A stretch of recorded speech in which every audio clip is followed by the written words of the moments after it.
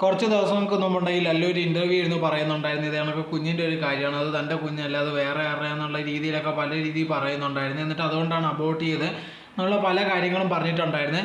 പക്ഷേ ഇത് കണക്കുണ്ടെങ്കിൽ ഫസ്മിനെ ലേറ്റസ്റ്റ് ആയിട്ടൊക്കെ വീഡിയോ ഇടുമ്പോൾ പറഞ്ഞൊരു കാര്യം എന്ന് പറഞ്ഞാൽ അത് അങ്ങനെയൊന്നുമല്ല. എവനുണ്ടെങ്കിൽ ആ സമയത്ത് തൻ്റെ കൂട്ടുകാരിയായിട്ട് ഒരു പ്രശ്നം ഉണ്ടായിരുന്നു. ആ സമയത്തുണ്ടെങ്കിൽ ആ കൂട്ടുകാരിയുടെ കാല് പിടിച്ചിട്ടാണ് അവനെ രക്ഷപ്പെടുത്തി എന്നുള്ള രീതിയിലായിരുന്നു ഫസ്മിന പറഞ്ഞിരുന്നത്.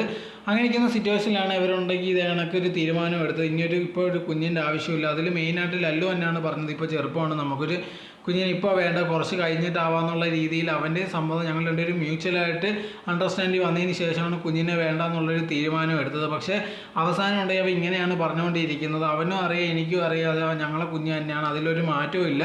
ഇത് കണക്ക് ഇല്ലാത്ത കാര്യങ്ങൾ ഉണ്ടാക്കി പറയുന്നുള്ള രീതിയിലായിരുന്നു ഫസ്മിന പറഞ്ഞത്. ഇപ്പോൾ റിലേഷൻഷിപ്പ് ഇത് കണക്ക് ബ്രേക്ക് ആയി കഴിഞ്ഞാൽ നമ്മൾ കാണുന്നതാണ്, രണ്ടുപേരും വന്നിട്ട് ഏതെങ്കിലും ഇൻ്റർവ്യൂവിൽ ഇരുന്നു അവർക്ക് ഒന്ന് ഓരോരോ കാര്യങ്ങൾ പറയുന്നതായിരിക്കും. അതിൽ ഏതാ ശരി ഏതാ തെറ്റെന്ന് നമുക്ക് ഒരിക്കലും പറയാൻ പറ്റില്ല. കാരണം എന്ന് പറഞ്ഞാൽ രണ്ട് സൈഡിലും പല രീതിയിൽ പല കാര്യങ്ങളാണ് പറയുന്നത്.